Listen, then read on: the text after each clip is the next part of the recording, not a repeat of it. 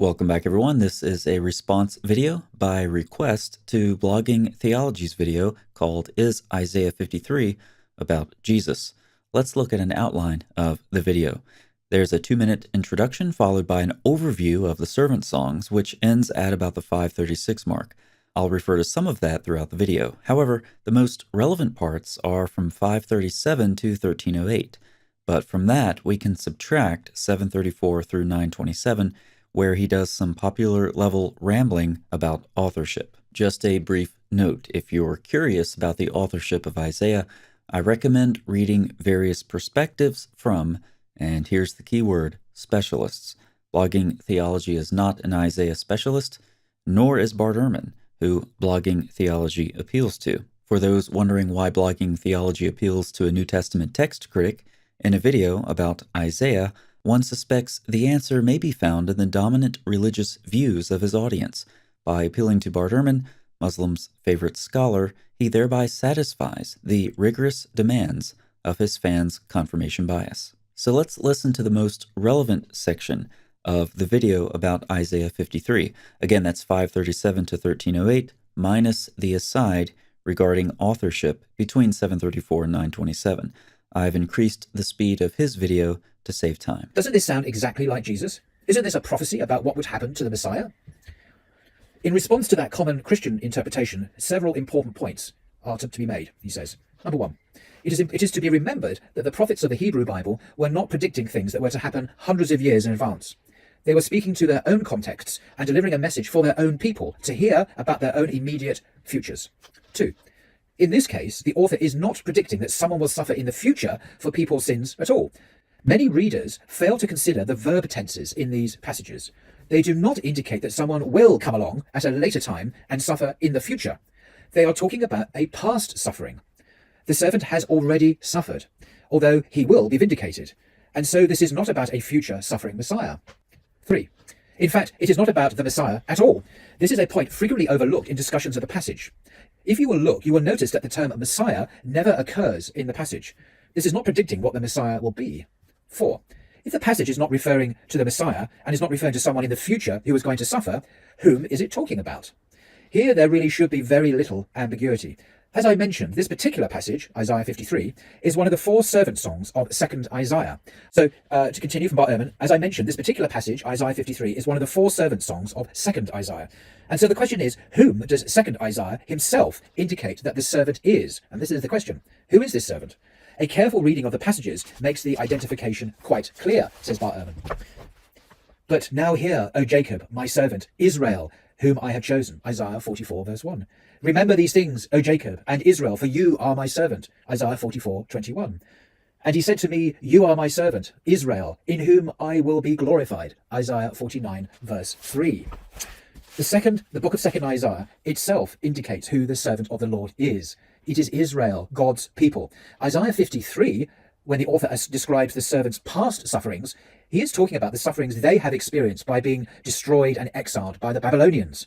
This is a suffering that has come about because of sins, but the suffering will be vindicated because God will now restore Israel and bring them back to the land and enter into a new relationship with them. It may be fairly objected that the servant is said to suffer for our sins, not for his sins. Scholars have resolved that problem in a number of ways. It may be that the author is thinking that the portion of the people taken into exile has suffered for the sins of those in the land, some of them suffering for the sins of all. Those who had been taken into captivity have suffered displacement, loss, and exile for the sake of the sins of the nation. But now the servant, Israel, will be exalted and restored to a close relationship with God and will be used by him to bring about justice throughout the earth. There may be problems with this interpretation, as there always are with every interpretation, but the fact remains that the suffering servant is never described as the Messiah. His suffering is portrayed as a past instead of future event, and he is explicitly identified on several occasions as Israel. Later readers who have taken the passage as a reference to the Messiah, then, have seen Jesus as one who fills out or fulfills its original meaning, giving it a new meaning that it did not originally have. End quote. So there we have it. I know from my own research that what Bart Ehrman is explaining there is the standard scholarly view. There are some scholars who identify the suffering servant as Jeremiah, or even Isaiah himself. But it's not seen as a prediction of Jesus Christ, the Messiah from the future, because that's not what the passage says. So I hope you find that of interest, and I do welcome your comments and criticisms. Until next time. Let's go back to the outline and look at the points he made. Hebrew prophets talked about the immediate future, not about things hundreds of years in advance. Now, he doesn't even attempt to substantiate this self-serving conclusion. I'll just say at this point that numerous commentators, ancient and modern, would disagree strongly. Further, we've seen that blogging theology caters to a Muslim audience. However, Muslims frequently claim that various passages in the Old and New Testaments prophesy about Muhammad, who came many centuries later.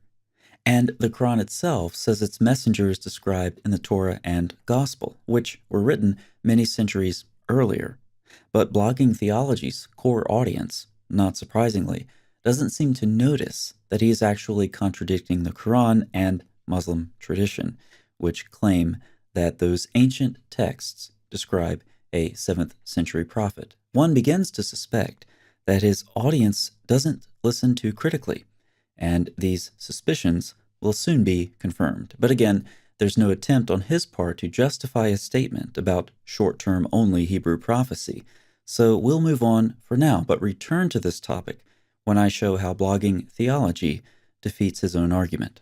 Next point, verbs used are past tense, not about a future suffering Messiah. In this case, the author is not predicting that someone will suffer in the future for people's sins at all. Many readers fail to consider the verb tenses in these passages. On this, I'm going to mention a very basic concept, and then I'll give you a taste of something much more complex. Scholars, particularly those who specialize in ancient Semitic languages, will discuss and debate passages like these. But just briefly, these are some examples of passages commonly taken to be in the so-called prophetic perfect, that is, verbs that are in the perfect tense or the past tense, which indicate completed action in the past. However, the events haven't even happened yet.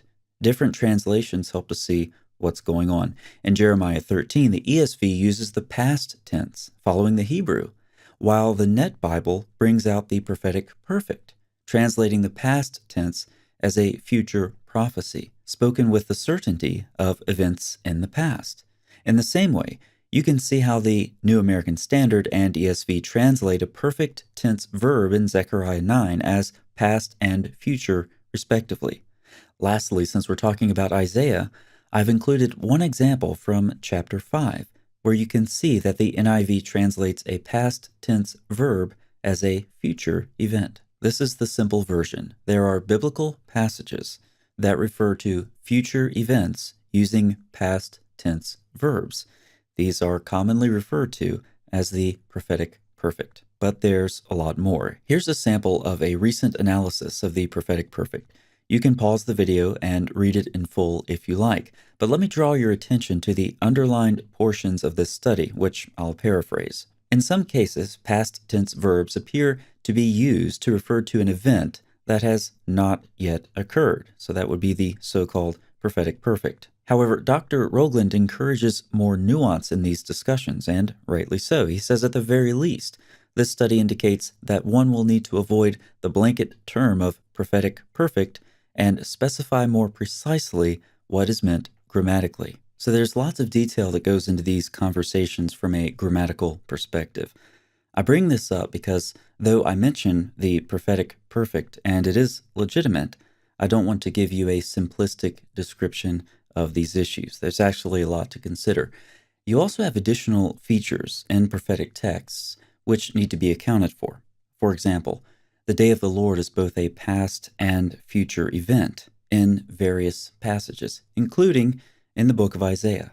Some call this prophetic foreshadowing, where the same text or concept refers to a past and future event simultaneously. And there are reasons that authors do this, but we won't get into those for now. If you're new to this conversation, here's what I want you to take away from it. If you hear someone say, many readers fail to consider the verb tenses in these passages. They do not indicate that someone will come along at a later time and suffer in the future. They are talking about a past suffering. You can safely conclude they have no idea what they're talking about. That goes for Blogging Theology, Bart Ehrman, or anyone else who regurgitates this popular level garbage. But let's go back to that verse in Isaiah that I showed you before. This is the first way Blogging Theology defeats his own argument, because as far as I can tell, he assumes Isaiah wrote chapters 1 through 39, and the rest was added later in various stages. Even though most of the text is rooted in the prophet called Isaiah, who lived in Judah during about 800 years BC, it's also widely believed the prophet did not write the entire book. And some of the reasons for this is that chapters 40 through to 55, if you read them, they seem to presuppose that Jerusalem has already been destroyed. So that first block, Isaiah 1 through to 39, is called First Isaiah in biblical scholarship. Second Isaiah are the chapters after that, written by an unknown scribe, probably centuries later, who added his words, added the text to the prophet Isaiah's original prophecy. Now, back to Isaiah 5:13. Recall that many scholars point to this verse as an example of the prophetic perfect, as a comparison of the NIV and New King James shows. Therefore my people will go, therefore my people have gone.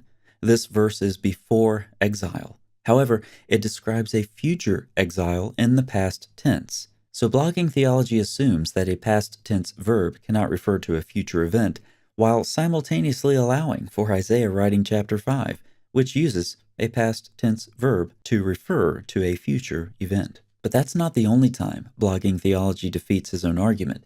He also contradicts his own theory about Hebrew prophecy being only short-term concerning events in the immediate future. It is to be remembered that the prophets of the Hebrew Bible were not predicting things that were to happen hundreds of years in advance. They were speaking to their own contexts and delivering a message for their own people to hear about their own immediate futures. Even though most of the text is rooted in the prophet called Isaiah, who lived in Judah during about 800 years BC. So let's go back to Isaiah 5:13 and do the math using blogging theology's own numbers. We'll subtract the Babylonian exile, generally dated to 587 BC, from 800 years BC, whatever that means.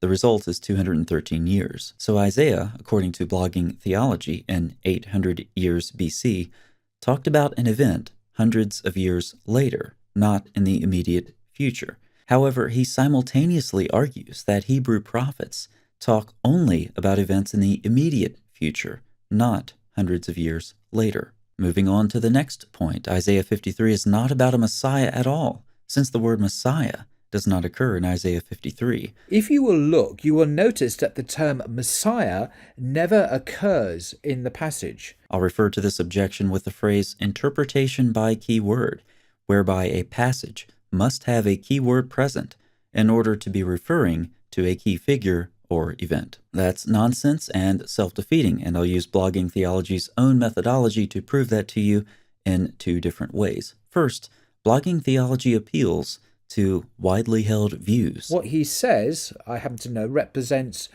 probably the most widely held view in biblical scholarship, as I say, representing probably the majority view, the consensus view of biblical studies. It's also widely believed the prophet did not write the entire book. However, it's a widely held view since ancient times that you don't have to have a keyword present in order to refer to a key figure or event. I'll refer to this response to the interpretation by keyword fallacy as the response so obvious I shouldn't have to say it. But here we go anyway, because this is a response video, which does little more than point out the obvious for unthoughtful audiences who just want to hear what suits their agenda. So here are some examples of the response so obvious I shouldn't have to say it. 4Q Testimonia from the Dead Sea Scrolls lists a number of messianic proof texts. Additionally, Psalm 110 is interpreted messianically in 11Q Melchizedek and the similitudes of Enoch. There are other examples I could give, but I'll stop there. Take a look through your Hebrew Bible and see how many times the word Messiah is mentioned in these messianic proof texts. The answer is 0. So it's been widely held since ancient times that you do not have to have a keyword present in order to refer to a key figure or event. But since we're talking about Isaiah 53 and widely held views, let me read a little bit to you from Daniel Boyarin. I cannot overstate the extent to which the interpretation of this passage, referring to Isaiah 53, has anchored the conventional view of Judaism's relationship to messianism.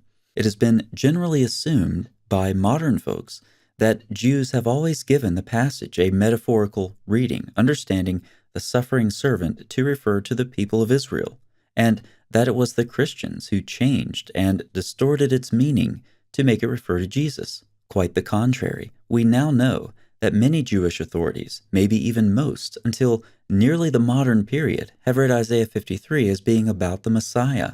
Until the last few centuries, the allegorical reading was a minority position, aside from one very important but absolutely unique notice in Origen's Contra Celsum. There is no evidence at all that any late ancient Jews read Isaiah 52 through 53 as referring to anyone but the Messiah. There are, on the other hand, several attestations of ancient rabbinic readings of the song as concerning the Messiah and his tribulations. And now I'm giving you some specific sources over a large span of time that connect the Messiah to Isaiah's description of his suffering, atoning servant. If Blogging Theology wants more specific references, he can read these texts on his own, since he clearly hasn't taken the time to familiarize himself with any of this material thus far. Therefore, regarding his preference for widely held opinions, Probably the most widely held view. There you have it. Now here's the second way that Blogging Theology defeats his own interpretation by keyword hermeneutic. You see, he knows the identity of the unnamed suffering servant in Isaiah 53. The book of 2nd Isaiah itself indicates who the servant of the Lord is. It is Israel, God's people. But what's missing from the servant song in question? The key word, Israel. Notice Blogging Theology's blunder. Because the passage doesn't contain the word Messiah, it can't refer to the Messiah. But it can refer to Israel, even though the passage doesn't contain the word Israel. Oh, but Blogging Theology will say, yes, but you use other texts to identify the servant of Isaiah 53, even though the servant is not named. Yep, and you can do that with the Messianic interpretation as well. Blogging Theology will do one, but not the other, in order to suit his agenda. But there are additional problems with his own methodology. Again, he pretends to be familiar with critical scholarly theories about Isaiah. Recall my allegation that he rambled on about authorship earlier. But he appears entirely ignorant of scholars who, because of the anonymity of Isaiah 53, will link 52:13 through 55 with chapters 56 through 66 of Isaiah, not with the preceding sections.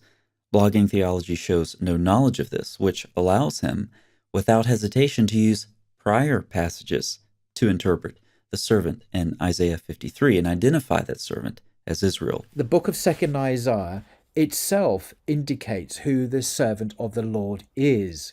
In this case, his ignorance is bliss because he doesn't even know he's cherry-picking scholarly theories until someone comes along and points it out. The last point, which is really an overall theme of his video, has already been addressed with the Jewish sources cited above. Let's summarize. Blogging Theology's use of Ehrman is a bit too convenient given the preferences of his audience.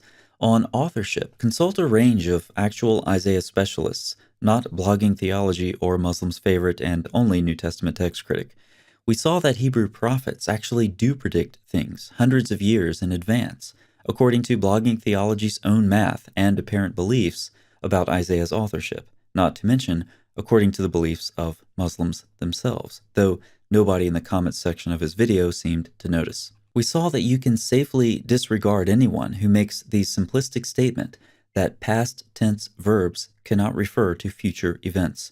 We saw that Blogging Theology contradicts his own interpretation by keyword hermeneutic, since he sees Israel as the suffering servant in Isaiah 53 when Israel is not mentioned, and he also cherry-picks scholarship or is ignorant of it in doing so.